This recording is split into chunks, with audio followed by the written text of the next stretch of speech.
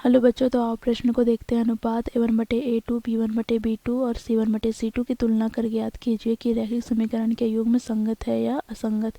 तो बच्चों यहाँ पर हमें रैखिक समीकरण के युग्म दिए गए हैं 5x - 4y + 8 = 0 तथा 7x + 6y - 9 = 0। तो दिए गए प्रश्न की मुख्य अवधारणा की बात करें तो बच्चों यहाँ पर हम देखेंगे रैखिक समीकरण के युग्म के मानक रूप। तो देखो यहाँ पर a1x + b1y + c1 = 0 तथा a2x + b2y + c2 = 0। बच्चों यहाँ पर हम अनुपात ज्ञात करते हैं। देखो x का गुणांक का अनुपात a1/a2, y के गुणांक का अनुपात b1/b2 तथा अचर पद का अनुपात c1/c2। यदि हम यहाँ पर a1/a2 हमें प्राप्त हो जाए b1/b2 के, साथ ही प्राप्त हो जाए c1/c2 के, तो यहाँ से हम कहेंगे बच्चों देखो दिया गया रैखिक समीकरण के युग्म संगत है।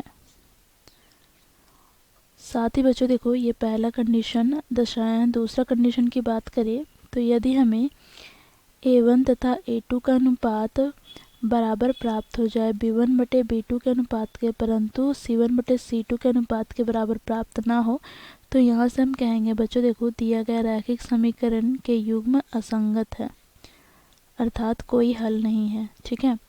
तीसरा कंडीशन की बात करें देखो यहाँ पर यदि a1/a2 का अनुपात हमें b1/b2 के अनुपात के बराबर प्राप्त नहीं होता है, तो यहाँ से हम कहेंगे दिया गया रैखिक समीकरण के युग्म संगत है, अर्थात यहाँ से बच्चों हमें अद्वितीय हल प्राप्त होता है। तो आओ इस मुख्य अवधारणा की सहायता से हम दिए गए प्रश्न को हल करेंगे। तो प्रश्न में बच्चों हमें रैखिक समीकरण के युग्म दिए गए हैं इस प्रकार। तो इसे हम लिख लेते हैं। देखो 5x - 4y + 8 = 0 तथा दूसरा समीकरण है 7x + 6y - 9 = 0। तो बच्चों देखो इसे हम तुलना करते हैं। ठीक है, रैखिक समीकरण के मानक रूप से जो हम लोगों ने मुख्य अवधारणा में देखा है। तो यहाँ से बच्चों हमें a1 का मान प्राप्त हो जाएगा। देखो पहले समीकरण में x का गुणांक अर्थात 5, b1 का मान प्राप्त हो जाएगा y का गुणांक अर्थात -4 तथा c1 का मान प्राप्त हो जाएगा 8।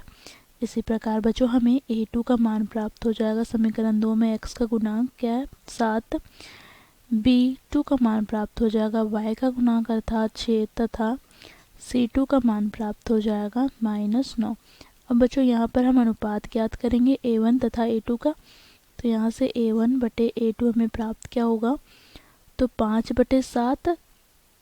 बच्चों यहाँ पर b1/b2 का अनुपात ज्ञात करते हैं तो यहाँ से हमें प्राप्त हो जाएगा -4/6। तो यहाँ से हम इसे विभाजित करते हैं 2 से, तो 2 दूनी 4 बटे में 2 तिया 6, अर्थात यहाँ से हमें प्राप्त हो गया -2/3।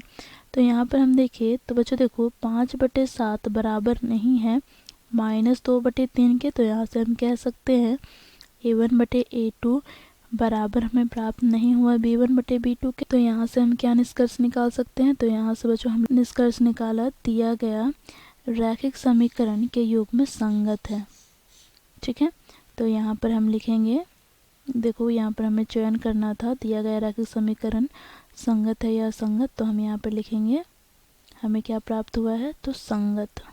तो इस प्रकार बच्चों हम लोगों ने दिए गए प्रश्न को मुख्य अवधारणा की सहायता से हल किया। आशा करती हूँ आप लोगों को यह प्रश्न समझ में आया होगा। धन्यवाद।